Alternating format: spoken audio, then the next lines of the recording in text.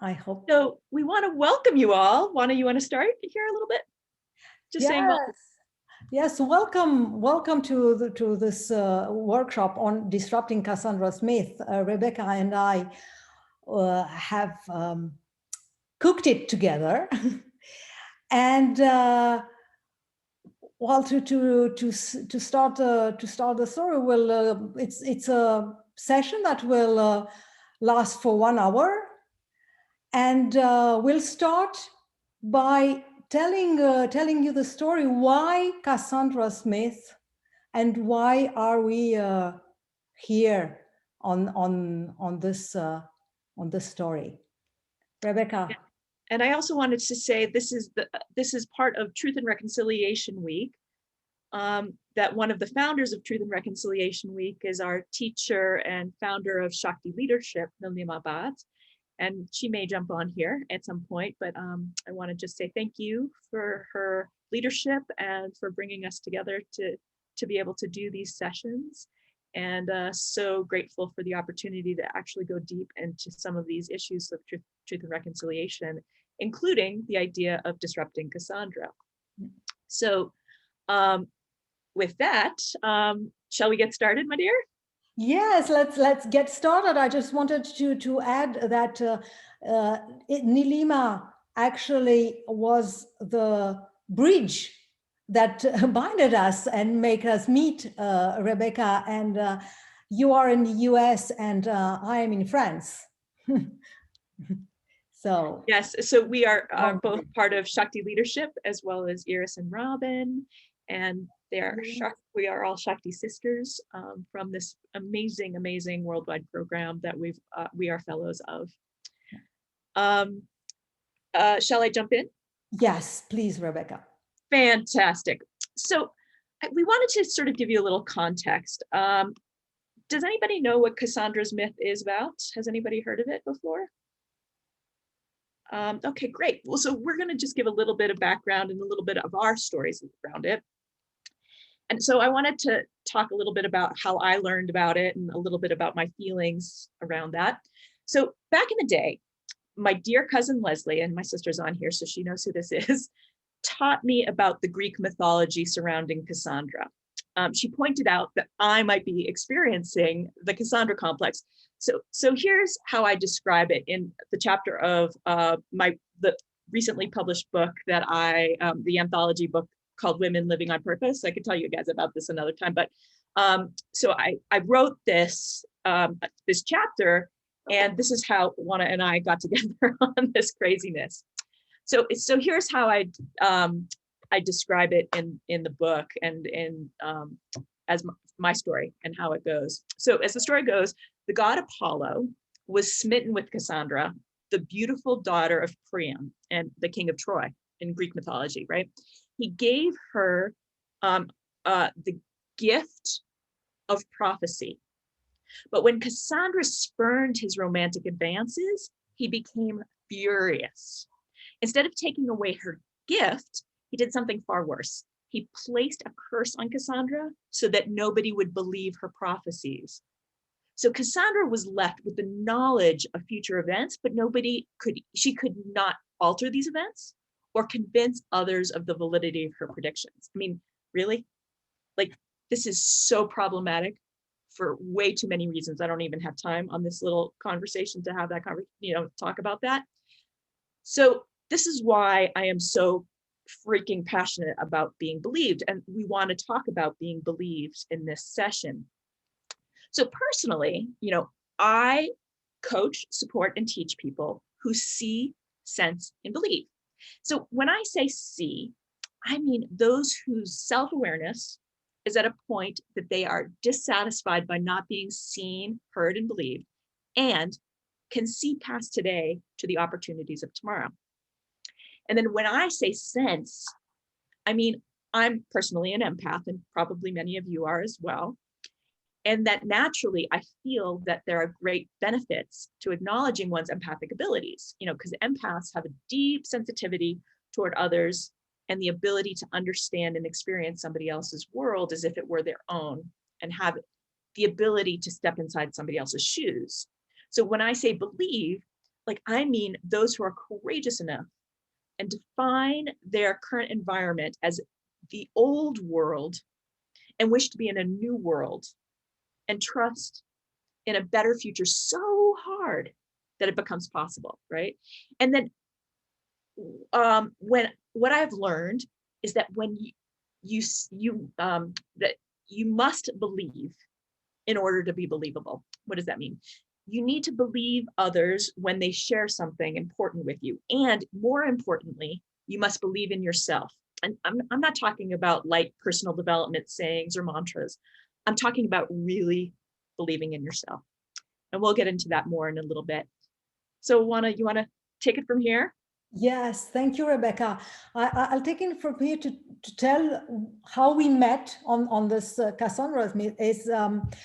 I was also very compelled by Cassandra Smith because I myself have experienced, I would say, a lifelong experience of proposing things, approaches in my professional world and also in my private world that were not welcomed. People were looking at me and saying, what? This is not clear. So what are you talking about? And sometime after I was talking about that, what I was saying became crystal clear, but on the other on other channels, and I was always doubting my own self, saying, "Well, there's something happening with me. I'm not clear enough. I'm not aligned. What I need to do to be clearer, says why what I'm saying today is not believed, and 2 months after or a year after it becomes the mainstream, like a well-recognized truth." And when Rebecca says you need to believe in yourself to be believed, I realized that I was really not believing myself. I was sharing this experience with one of my friends. And in French, we have this expression that I learned, that it's, "Oh, you are a Cassandra." Because she told me, "Maybe you are a Cassandra." And I was saying, what does that mean? Actually, being a Cassandra, being something that is not listened to, is not believed, and is taken as a fool. And then I was interested to see, well, what is Cassandra about? And I discovered with horror the Cassandra's character from Greek mythology, which is a story of beauty, rebellion, what is called beauty rebellion, that was welcomed from gods with violence and injustice. So as Rebecca says, Cassandra is the prettiest daughter of King Priam of Troy, and the twin sister of Paris, who is the source of the Trojan Greek war. And because, as Rebecca said, she refused to sleep with Apollo, the god of law and justice, by the way, he cursed her to have this gift of prophecy, and no one believes in her prophecies. By the way, I'm pretty sure that you all know the expression, the Trojan horse. The Trojan horse is a way that the Greeks entered in Troy, and in this horse there are all the soldiers. And one of the prophecies that were not believed of Cassandra is that this Trojan horse will come, and of course she was taken as a fool, and that is all her life. And when I really dived deep in the myth, I realized that this is a story of violence and injustice than some upper privileged uh, elements, gods, can curse on lower privileged people like humans or women. And when I discovered that, there was an energy in me where I was saying, I would like to contribute to rewrite Cassandra's myth. And I was saying this when I was presenting my Shakti leadership project that Rebecca mentioned, that we are in this program, Shakti Leadership. And while I was saying this, I would like me, Wana, a human that feels like being a Cassandra, would like to rewrite Cassandra's myth and do justice and less violence. A voice in me said, oh, wow, this will get God's angry. And while I was listening to that voice, I was saying to myself, well, then this is the right thing to do. Get to God's angry. So today with Rebecca, would like you to propose an exercise so we can together rewrite the myth, become believed, and get the gods a little angry, you know. I can't wait to get the gods angry. And by the way, I have some Cassandras that live next door. They're very barky dogs. So if I put myself on mute, I apologize because they are quite distracting. Just try to stop sharing. Okay, yeah. Okay, I'm good. There we go. And then we get to see everybody's beautiful faces. Yeah. So what we want to do right now is talk a little bit about and get you guys to play with us a little bit. If you want to share a brief story when you were not believed. So I'll tell you a little bit of an example, Will as well, and then maybe we can do a little bit of popcorn when a story, something short when you were not believed. So, for example, it's also not believable that I worked for the Yellow Pages company in the United States, but I did in 2011. I worked for the Yellow Pages company. And I was the director of community relations, and I was pretty disruptive. I know this is shocking to everybody on this call that knows me. So I was doing, I had introduced the idea of doing a live stream in 2011, not something that was happening. And we also were doing a virtual trade show in 2011. This is a long time ago, you know. My bosses thought I was out of my mind. They didn't understand. They didn't want to spend money on it. And I pushed forward anyway. I said, look, we want people to be able to be present wherever they are. If they can't show up in person, why not be able to watch online in their office? And they didn't believe me. Gratefully, the big boss was like, no, let her try it. I mean, she might fail, but you guys aren't coming up with better ideas, so go ahead. And so I did it, and we were able to convert people to the Yellow Pages in 2011 at 17%, which was the largest conversion rate of any other marketing tactic in the whole company. And so if it weren't for my big boss believing me and allowing me and hearing me and seeing me, I would not have ever had that opportunity because I was not believed by my immediate peers and my bosses. Juana, do you have an example? Well, yes, I do have an example. I try to stay quick. I remember I was back in 2005. Well, the time doesn't really matter. I was in a senior management training with members of various boards of directors. At that moment, I was a CIO myself. And in this training, we had an exercise, you know, a little activity that wanted to prove that when you share knowledge and opinion, you can be more performant than you are do it by your own self, which I truly believe.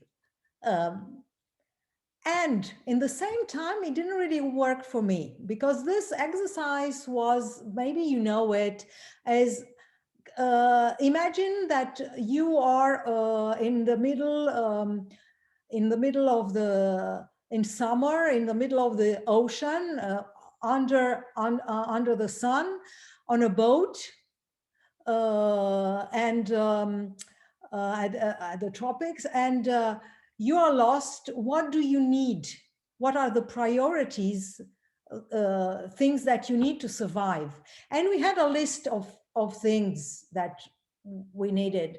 And they said to put everything in priorities, you know, on this list. Priority number 1, number 2, etc. And in my group, there was, I think I was the only woman, and then there were all these other directors, and they were all talking about what is the priority. And I tried to step in and say, I think that we need a cover as a first priority. Then the water, I think we had a little bit of water, I don't even know. But you know, it said that it's under the sun and we are on the boat. The first thing we'll hydrated, and we'll die. And I said, I think it's the cover. And everyone says, no, this is not that. Then they said, oh, it's the rope or whatever, or never mind. And well, then I gave up, you know, in the sense of the collective wisdom. When we've got the results, actually the first thing to be taken in was the cover. So this is one of my little Cassandra examples that made me feel frustrated. I say, what? My insight was, what do I do? How do I raise my voice in a way that is completely inefficient, inaudible? So this is my story. Now up to you to share with us. I would like to hear from you. Does anybody have any stories of not being seen, heard, or believed? Robin. Oh, Claire. Yeah. Let's start with Robin, because she raised her hand first. Go ahead, honey. This definitely resonates. The example that jumps to mind was I was general counsel of a company in a very litigious industry, a lot of litigation. And I spotted an area where I felt we had exposure and there weren't enough people focused on that issue. I'm, you know, obviously trying to be somewhat vague here. And I'm raising that I'm a member of senior management. I'm raising it to senior management. I mean, just very clear, here it is. We need to do something about this. No, not a problem. We don't want to, you know, not going to do it. Shortly thereafter, I left the company, which is a whole different story. And come to find out about a year later, they had incurred, maybe a little longer than that, they had incurred a large legal liability from the issue that I had raised. And you would not believe the number of people that they had on staff to take care of that issue at that point. And Juana, like you said, I felt like, okay, you know, what do I have to do? Mm-hmm. Yeah, it's not fun, and it's real. Yeah, and I think that what you bring up, Robin, is so true, right? Like that it's scary, it's disruptive. It's like in my example as well, that you know, they didn't understand or didn't hear what was happening, so that they were not able to believe you, which is so disconcerting when you know. you know. Right. That's what I'm there to do, is to point out risk and, and deal with it. And it's, yeah. Well, thank you so much for sharing. Claire or Sunita, who wants to go first? Claire, you want to go first? I just feel like this resonates with me too, too easily. I don't know. I think I'm not speaking English or something most of my life. I don't understand. But like for me, I think there's too many instances that I just like forget at this point. But one, I feel like with my dad, it's like always like, so I guess it was like 2018, you know, some of this, but like when I realized something was wrong with my mom, like seriously wrong. And like I took a video of her. So it's like dementia for everyone. And it's like, oh no, she's fine. Like she's just tired, or she's just, I'm like, God, I'm just like, can you just like take her to the doctor? It's like, oh no, we don't need to do that. And at this point, I already had like a year-long trip planned. So I was leaving in 2 weeks to go to Peru. So it's like, and it's Christmas time. Like no one is around, no doctors, you know, it's like impossible. And so I've just been dealing with that. And then even recently, it's not funny. She walked by herself for over a mile, almost to a highway, and they couldn't find her. And I told my dad, like, you know, this is really serious. He's like, I know, but like, it's fine. Like, it's not. And so I'm making calls to attorneys, just like I'm doing all this stuff because like no one else believes that these things are issues. And so it also makes me really angry and like sad, and then I don't know how to actually communicate. It's like, what language am I speaking? Does no one understand this? So that's currently happening and top of mind. So it's crazy. So thank you for sharing. And I'm so like, it just hurts me every time I hear you talk about that. Because you're not believed, you're not heard, you're not seen in a very fundamentally basic thing that everybody should be seeing, hearing, and believing, for the love of God. Sunita, let's talk about yours as well, if you don't mind. Yeah, and Claire and I were talking about this earlier. So I have had some difficulties with communicating with my family, my parents specifically, like all my life. And when we were younger, there was a lot of like, I'm trying to use the word traumatic, trying to avoid using the word traumatic, but that's the word that we should be going with. You know, things that took place in our childhood. And one of my brothers he was probably 16 at the time, tried committing suicide. And even at that time, after he came home, I remember having a conversation with my parents and saying that, no, there's something like wrong. Although he's released, he's not okay now. Do you know what I mean? So, and then trying to have this conversation around like depression. Like I didn't know when I was young what it was, but what he would say to me when we would talk would be that I'm sad, I'm depressed, that like all these heavy things. But then when I would bring it to my parents saying like, he needs more help, like we need to get him help, right? They were just like, oh no, he's fine, right? Like, no, everything's fine now. But then as time went on, it happened various times. And then, and then in his adulthood, he has had like severe addiction issues and further suicide attempts and whatnot. And even over the years, I would say he needs help. He needs this, he needs that, right? But it was always like, you don't know, you're young, you don't know, you know?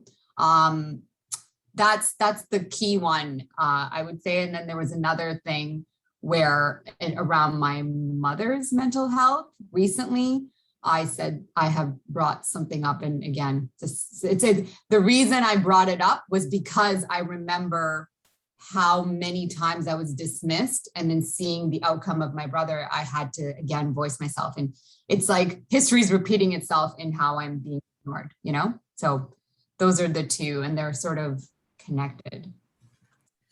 I'm so sorry. So what I want to do, what Juana and I want to do right now is describe a little exercise that would like to put you out in breakout groups for. Now, if it's better if we stay in a group, you guys can tell us here in just a moment in one big group, or if we want to, or if we want to go into breakout groups. But we want to take the examples that Robin, Claire, and Sunita just gave us, just to to show you an example. And Claire was the second, so we'll use you. So for me, Claire, I want to say, so what we want to do is put people in groups of 3 and describe and say back to them after you've told your story, and you guys can come up with other stories, because I'm guessing that those 2 stories, Sunita or Claire, your story, or Robin, your story, were not the only times in your life that you've had this experience. But I want to say to you, Claire, I see you, and I see the fact that you were trying so hard to tell your family. I hear all of the things that you were doing, and doing so that you could care for your mother. And I do believe you. And I believe that you were doing what was best. And so we want to make sure that you are actually seen, heard, and believed in your stories and your experiences, and see how that makes you feel. So Claire, do you want to tell me for a moment, like what that felt like to actually be seen, heard, and believed? I feel like crying. Oh, I'm sorry, sweetheart. I mean, I guess that's good. Of course it is, whatever it is, whatever your experience is. And I'm sorry that you were not seen, heard, and believed, right? Like that. I am sorry, deeply sorry. So No, I feel like it's just like a release of energy I'm allowed to have. Yeah. So what we wanted to do is that you can all experience this exercise, so you can have the opportunity to be seen, heard, and believed by in a smaller group. That's why we wanted to create triads. So each person share the story about 3 minutes, and the other 2, as Rebecca did with Claire, said, I see you, I hear you, and I believe you, with what did you see, what did you hear, and what did you believe about that story. And we go around like that for about 18 minutes, so 3 minutes per person. And if you guys are finished earlier, you can just talk to each other about what you've experienced or other stories that you've experienced. Will that work for everybody? That okay? Everybody okay? And Jeannie, it's so nice to see you, and Grace, welcome.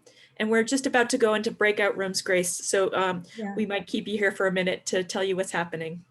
Oh, my apologies for coming late. Sorry. Oh, you are welcome. Do not feel like you need to apologize. We'll hook you up with what's happening, and maybe we'll do the exercise with you. Yeah, absolutely, Grace. Lovely to see you here. Yeah, Your Honor. So maybe I'll jump in the room, or I figure it out, because if I assign it automatically or I assign it manually, assign manually, and then and then we can help out Grace. You and I can stay out. Is everybody okay with the exercise? Everybody understand what we're doing? Mm-hmm. Okay. Jeannie, I'm guessing that you, my friend, the other Cassandra over there, so.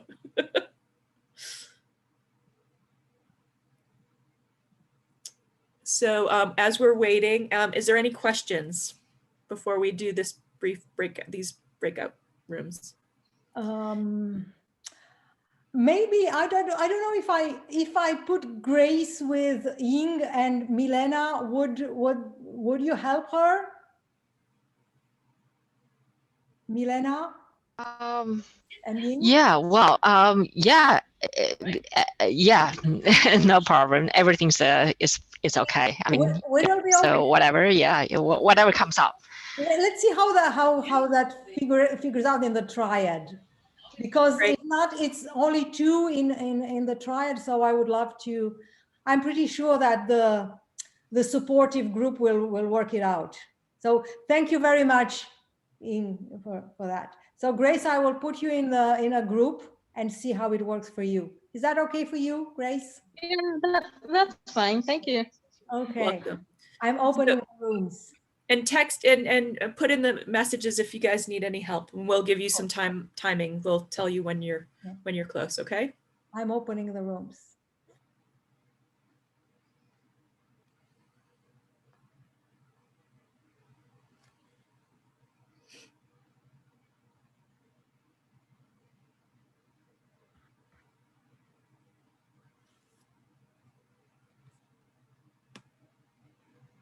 Jeannie, you okay getting into your room?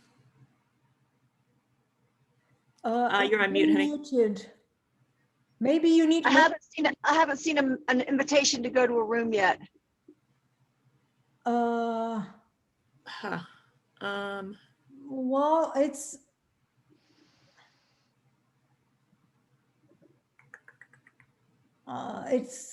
written that you didn't join, but Well, you know what? We can move her to room 2. Nope. I don't know how to do that. yeah, if for move to. No, because it only allows us to move her to somewhere else. Well, I can move her to room 1 and then move her back to room 2. Okay, we're gonna bounce you around for a moment. Yeah. Do you see that? Oh, Do you see that? I don't know if you can join. Jeannie, it seems like you're, oh, yeah. maybe she did. Nope, don't know. she's broken up. She had to leave. Okay. Okay, there, oh, she's back. Let's try again, one more time. So you don't have the invitation. Is it? All right, I'm gonna try again. Yeah, I'll try. You're on mute, dear. Yeah. Here, we're gonna try, we just put you in room 1 and then we can move you though. Okay. Room 2. Are you seeing an invitation yet? Yes. Okay, go grab it.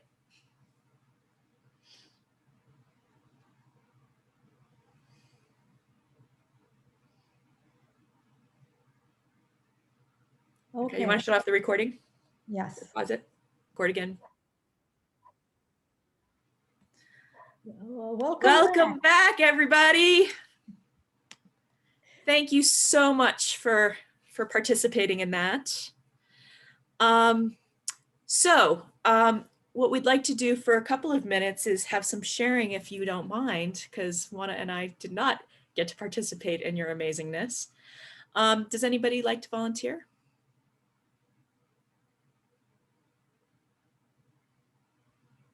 Yes. Milena, yeah. Yes, I would just like to express my really sincere gratitude to my mates, Yin and Grace, because I had been able to open up one very, very sensitive topic.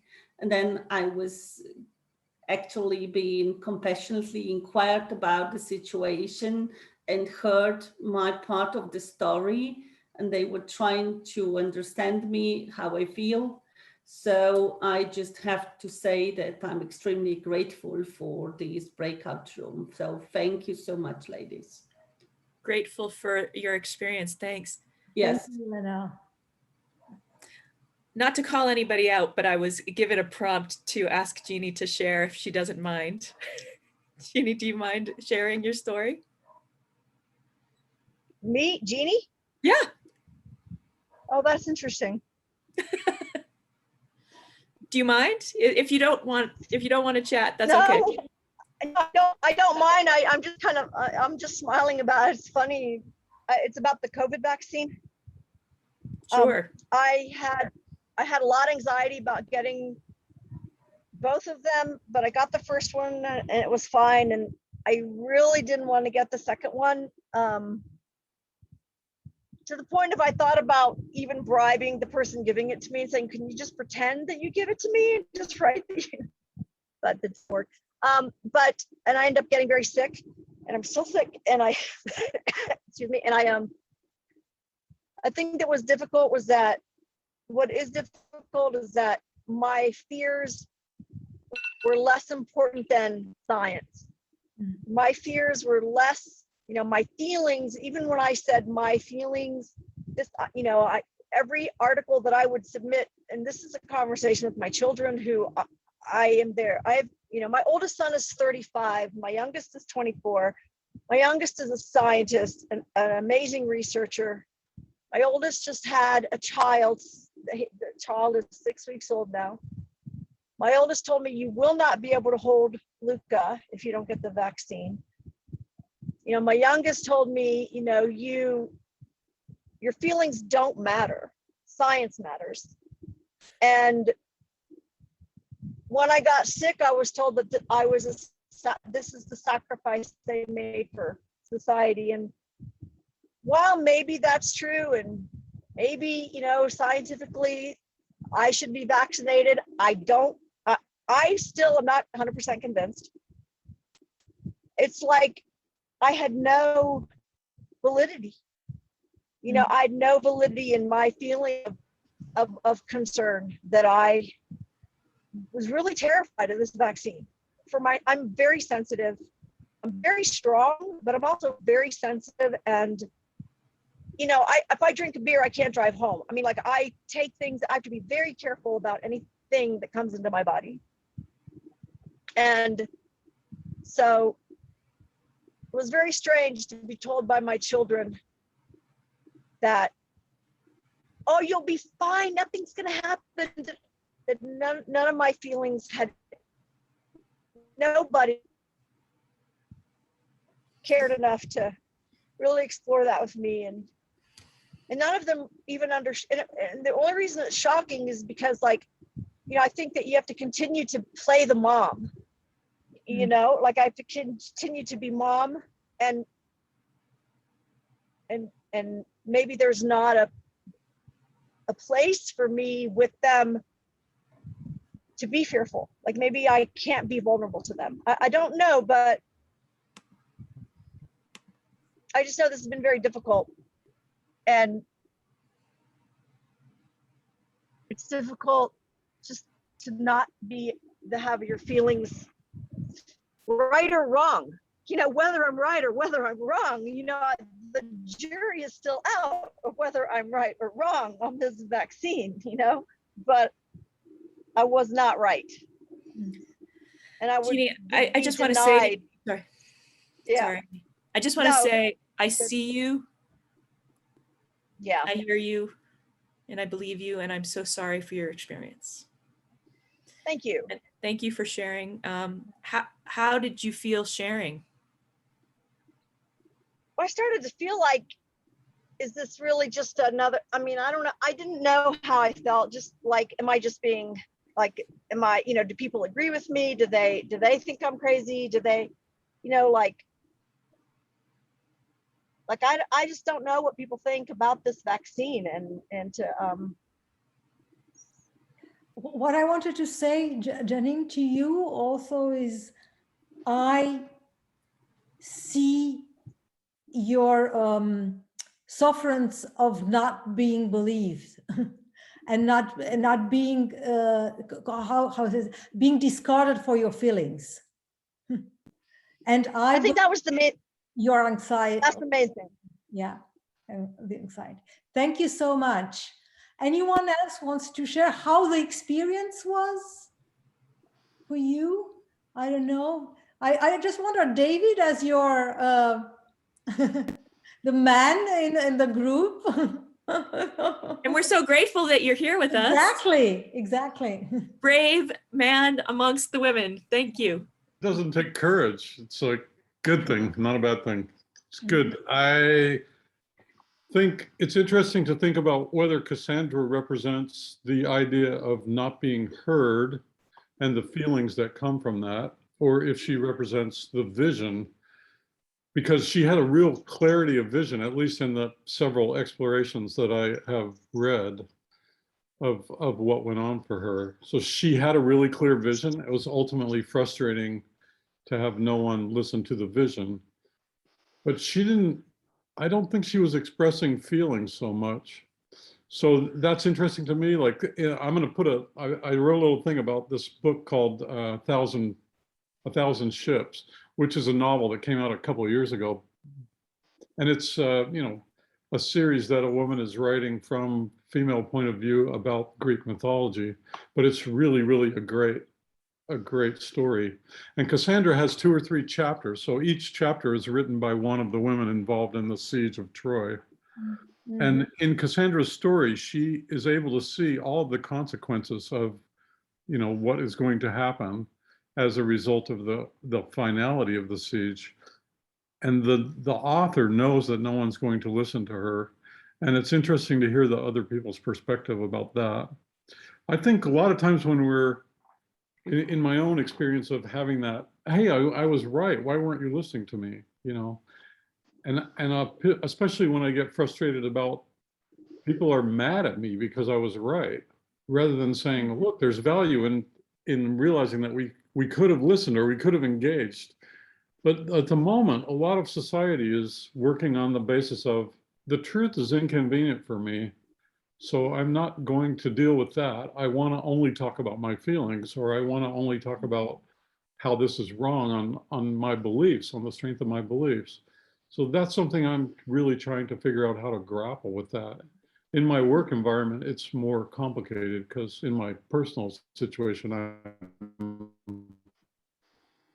I'm on and I don't have to convince anyone if I want to, you know, read until noon, or if I want to go stay up until 4 o'clock in the morning, it doesn't matter. But in work, it's a different thing. So the reaction to the pandemic, you know, and some of the things that Jean is talking about, I think the contradictory nature of our lack of consensus makes vision difficult. And if my vision is driven by fear, then I'm afraid that people not wearing masks or taking any precautions is going to result in a variant that resists the vaccine, and then the vaccine will be useless. And if I think of, yeah, I can imagine disaster, but it's not my imagination or my fear that's important. It's more the fact that I've got some reason behind what I'm trying to think about, or that I have a mystical vision, that I've actually seen the outcome, and that's powerful, that I can give to other people, and they can come up with a rationale for either embracing it and making the world better because of it, or avoiding it. You know, it's the same thing with, like, if you envisage what's going to happen as a result of climate change, it's the kind of thing where it's a huge thing. Any one person can feel all sorts of emotion and rational thoughts, and it's impossible to get to a solution on your own. So what I come up with from all of this is being heard and seen and respected, and engaging in structured conversations like this, where you're able to say things that may seem paradoxical. It's fine to share confusion as well as vision. And we shouldn't be mad at people that have vision. We should just pick up that and figure out what hypothesis we have about whether that's accurate, and how we might demonstrate that we have an effect. And even if you don't buy my solution, or I don't buy your solution, that if as a group, the community decides to go in a direction, let's try to own success together, as opposed to one person being right and everyone else being wrong, or one group being more worthy than another group. So David, thank you so much for that. I also want to say we are past time, and understand if people need to leave. However, we'll probably be on for a few more minutes if you want to say, because we'd love to wrap this up and allow for anybody else that has any questions or thoughts to be able to say anything as well. Thank you, Rebecca, for watching the time and for the invitation. I also wanted to just to point out something that that was resonated a lot with me, and thank you, David, for saying that. Disruptive vision is disrupting. So that is being too disruptive. How it reinforces the Cassandra's complex. So that's thank you for pointing that out also. I'll go with empathy. That's what. Does anybody else like to share? I like to like what Jeannie, the reason I still thinking about Jeannie's story is about how Rebecca and I grew up, and not just in COVID and all that. From a very young age, we had lots of relatives who were very sick with cancer or whatever else. And our mother always said, well, they're not allowed to have this, they're not allowed to have that. So my mother would go buy my grandmother whitefish because that's what she wanted. And the nurses would yell, and we would stand there and go, well, if that makes her happy and that's what she wants, then let her have the whitefish. You know, and then all the way up to when our mother was sick, it was like, well, we took her out for her birthday. If that's what she wants, and that's what she wants. So I've been rackling with all of this of like, why don't people have a choice? Or what, like, people have different medical problems, people have choices. It's like, I've always had a problem with the fact when they say we're all in this together. It's like, no, we're all in a storm, but some people have a yacht and some people have a boat and some people are like still trying to swim and not drown.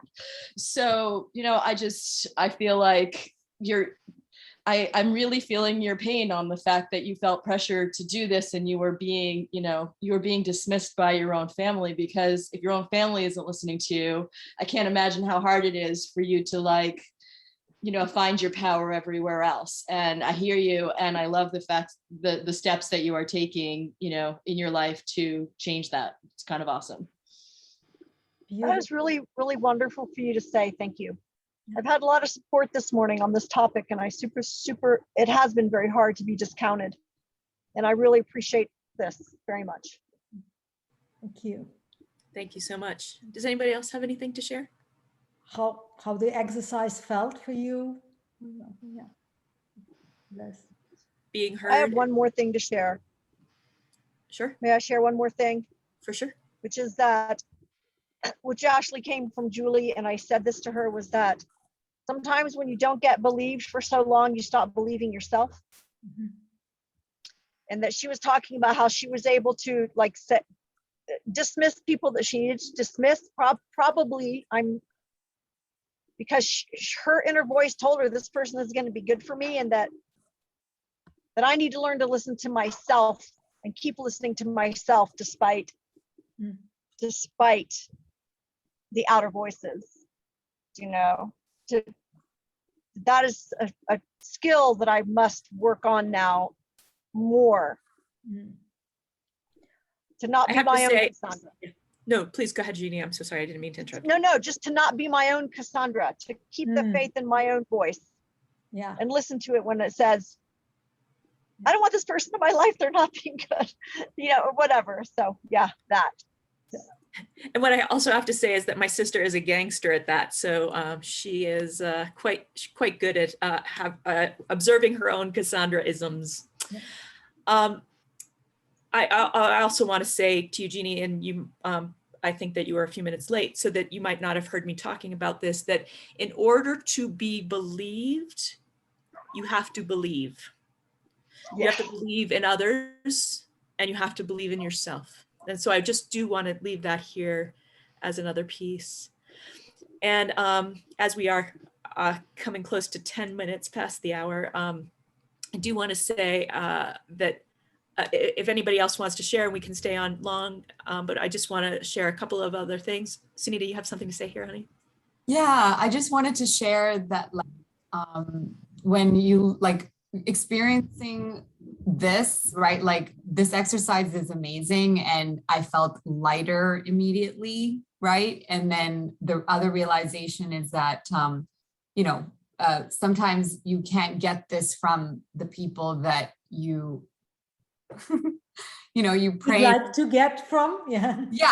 So this is like the healing that comes from this is like, it's really magical, you know? The other piece is that like when you think back of the root and like where this may have started, you think of like how many other times in your life, like because you experienced this, that you just didn't fucking bother. Do you know what I mean?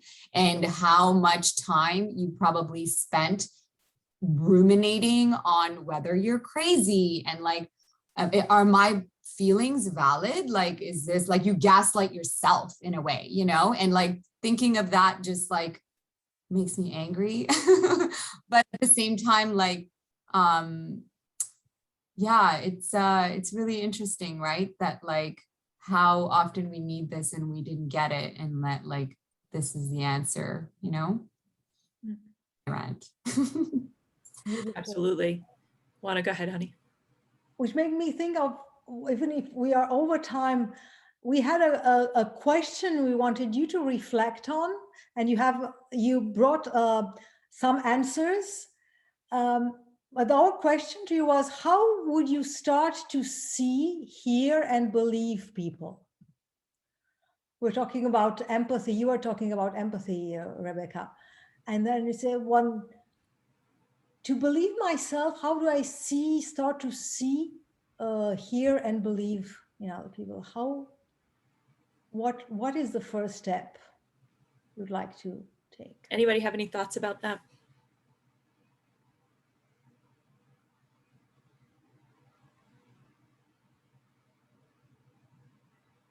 And if not right away, you can take this question with you. Yes, indeed. We have lots of thoughts because we're, and so what I want to sort of say out loud is that Juana and I are going to put together a workshop that'll sort of go more deeply into this. And so if you want to learn more, we'd love to have you be in touch, and we will let you know when we're going to be doing it. And just to start to really think about and look at being seen, heard, and believed, and how it could actually change everything for us. Any last thoughts or questions? Just thank you. That's all. Thank you. Juana? Well, really, I'm so grateful for having you with us, for your time. I think it's important to say that you shared your time with us. People all over the world, Friday evening, Friday during the day, and I think that's really, really valuable, and I'm grateful for you coming here with your vulnerability and your authenticity.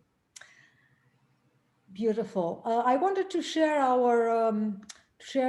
our contacts, that I was on that. Great.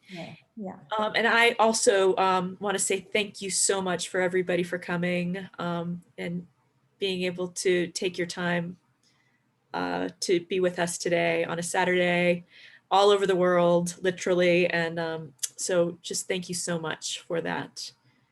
And this is our information. If anybody wants to be in touch, email, websites, and otherwise.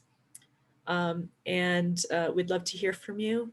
We will also have the recording available through Truth and Reconciliation, and we'll send it out to people. So if you think that other people would value this, let us know, and we can help send it out as well.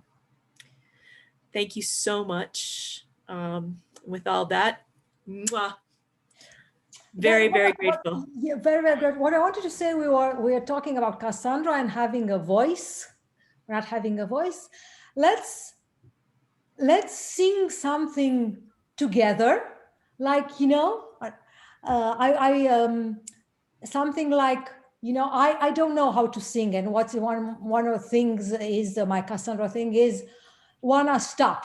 But let's do something together, like singing La Gioia. La Gioia means joy in Italian, and something like that. La Gioia. Let's do that together.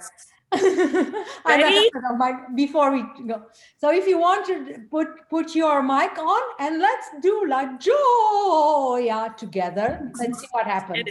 It doesn't matter if you can sing or not. 'cause I Exactly, certainly just cannot. like me, you know. Ready? One. La. Julia. Yeah. Thank you. Thank you. Bye. Bye, everybody. Thank you so much for joining us in our little party. Thank you. Thank you. Thank you. Have a wonderful day or evening or weekend. Bye.